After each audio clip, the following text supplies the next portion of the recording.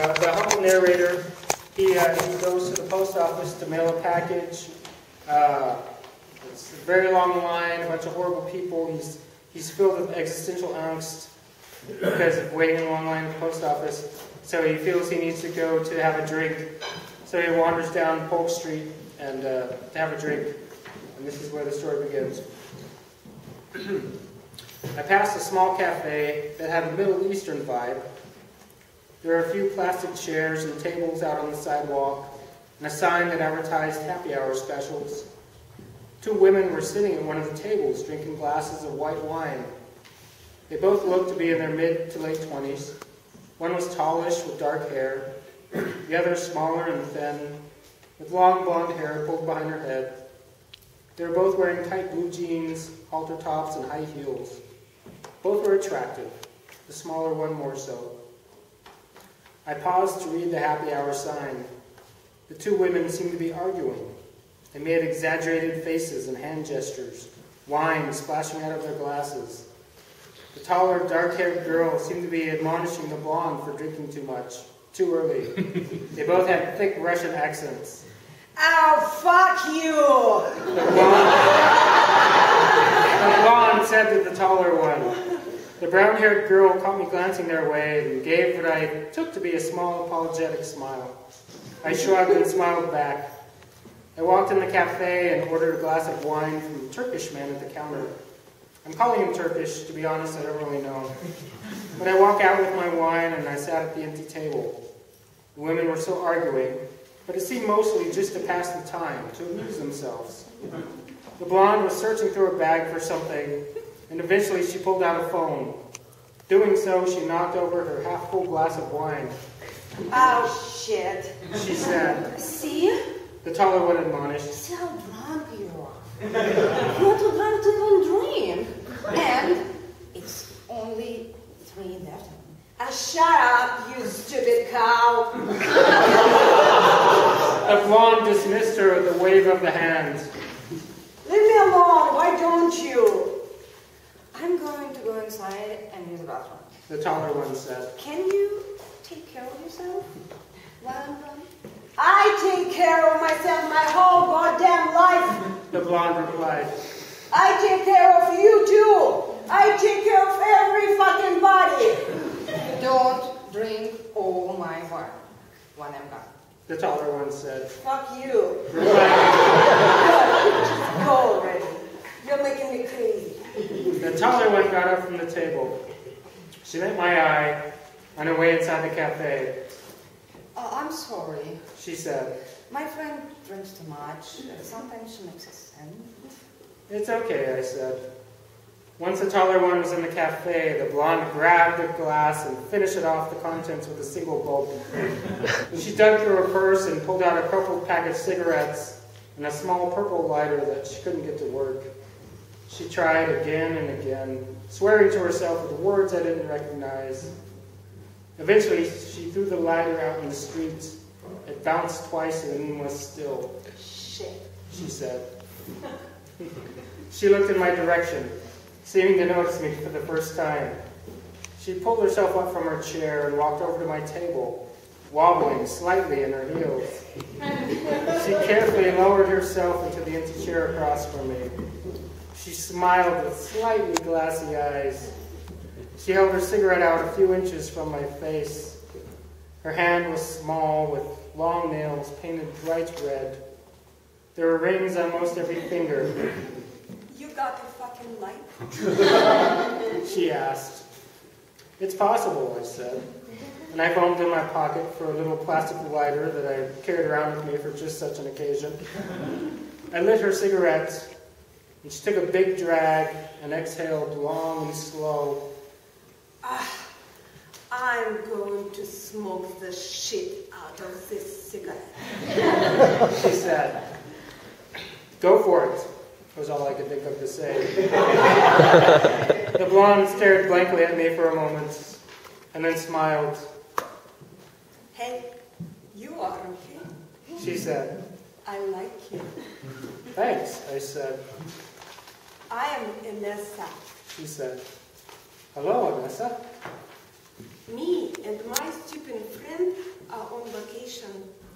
My stupid friend is boring. You should buy me a glass of wine. She said. Oh, I asked. Yes, yes. She said. And buy yourself one too. She gestured towards the cafe with her hand that held the cigarette. That's very kind of you, I said. Perhaps I will. I got up and went inside the cafe and asked the man at the counter if he took credit cards. Of course, he replied. I ordered 2 glasses of white wine and carried them outside. The taller woman had returned from the bathroom and stood smoking next to where the blonde sat. I put one of the glasses of wine in front of the blonde and sat down with the other. Vanessa, The taller one exclaimed. did you make this poor man buy you more booze? Shame. I don't make him do nothing. Anessa exclaimed. This man is a gentleman, not like the rest of you fucks. He is a gentleman, and he buys me a glass of wine, okay? So fuck off.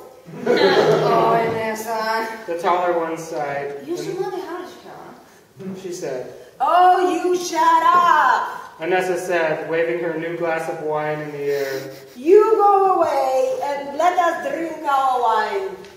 The taller woman sighed again, but she said nothing more. She finished her cigarette, flicked it in the gutter, and walked back into the cafe. I learned from Anessa that she and her friend were on vacation. Her friend's name was Arena. She was visiting family here in San Francisco. They were both high school teachers somewhere in Russia I'd never heard of.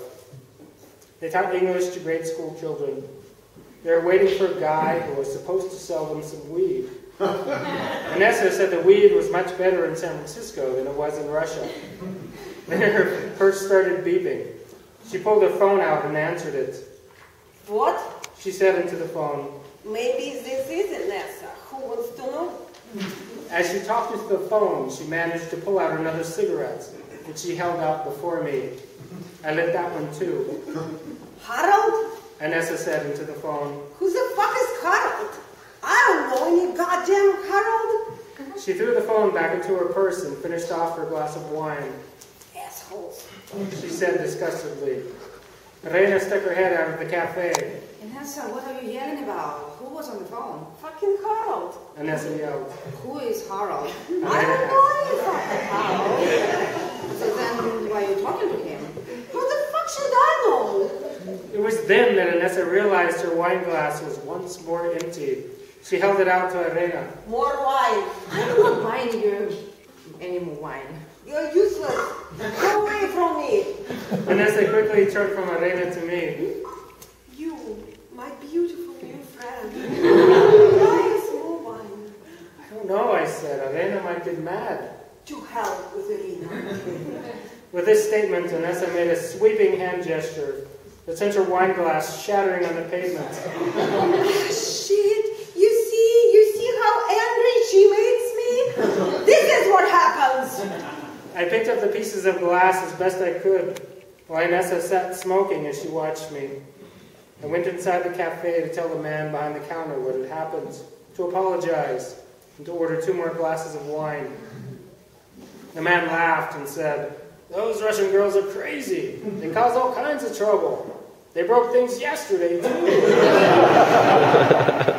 Rena was leaning on the counter, applying dark blue eyeshadow with the aid of a tiny mirror. I broke nothing. She said, not pausing from the application of her makeup. And as it caused all the trouble, I pick up pieces. What's it like? The man behind the counter poured my wine, and I carefully carried the glasses back out to the table.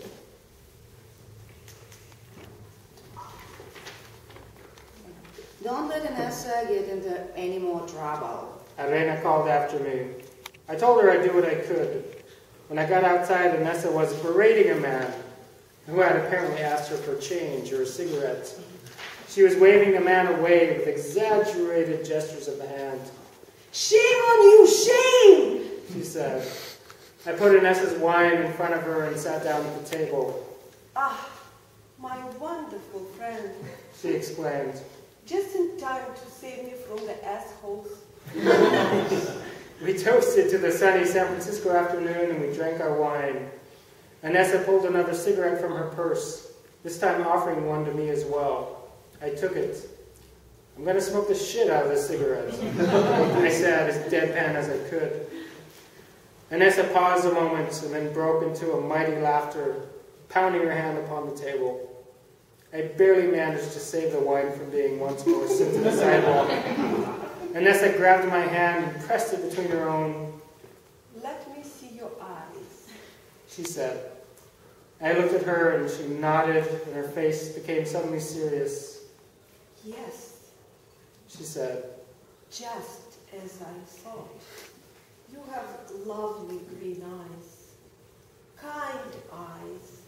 I will always remember your beautiful green eyes." She was quiet for a moment and looked suddenly wistful. "And will you remember me?" she asked. "I imagine so," I said. Inessa fell silent, then eventually said, "Irina says I drink too much, but I drink just enough, you see. I just drink to make the world beautiful again. Do you understand?"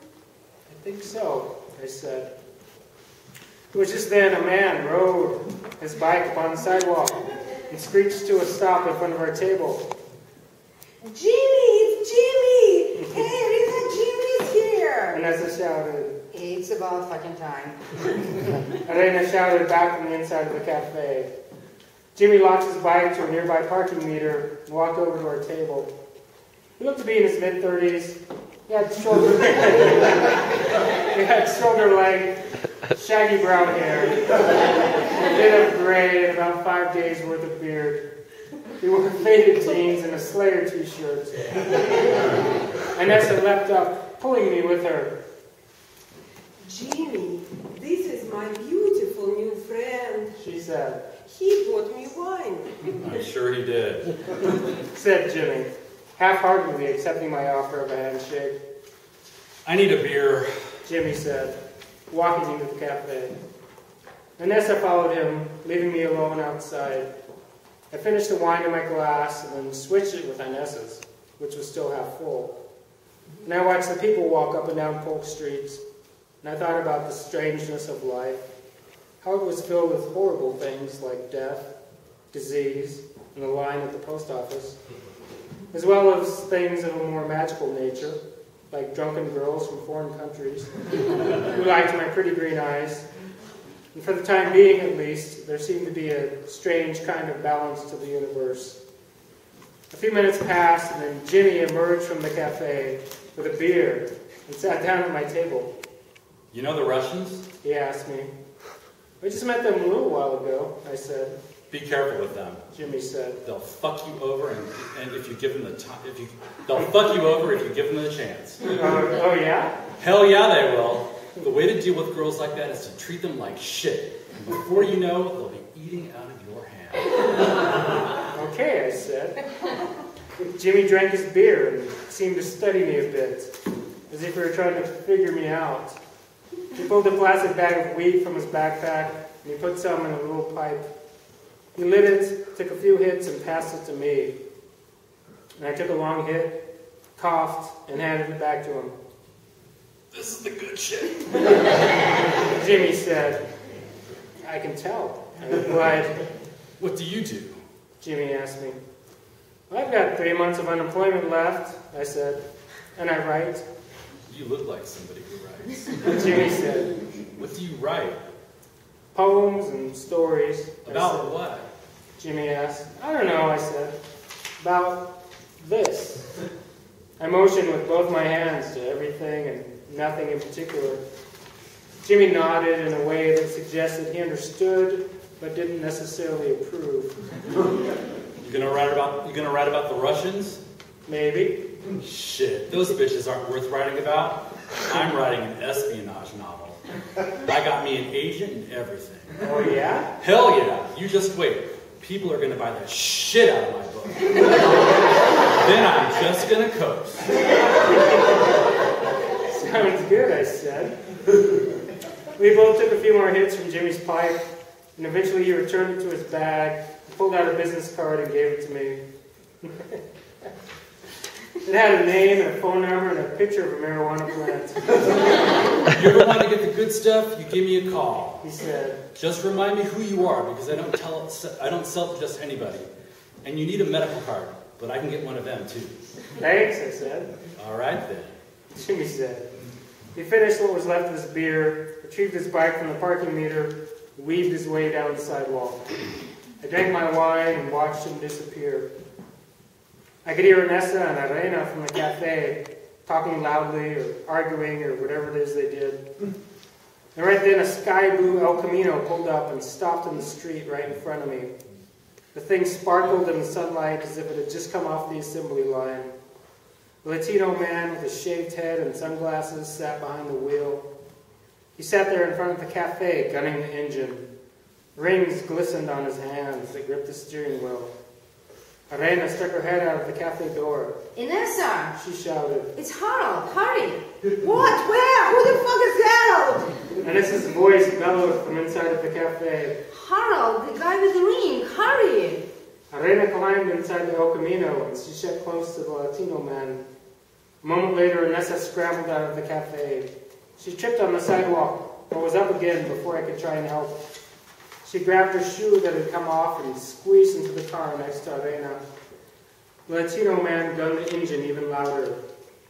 Inessa glanced my way, smiling, and gave a little wave. And I waved back. And the El Camino sped off towards the ocean with much noise and exhaust. After it was gone, everything felt strangely and suddenly quiet and a little bit empty.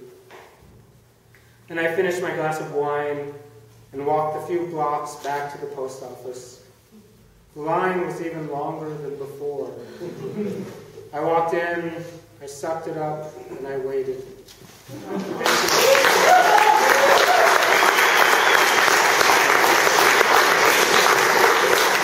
Thank you.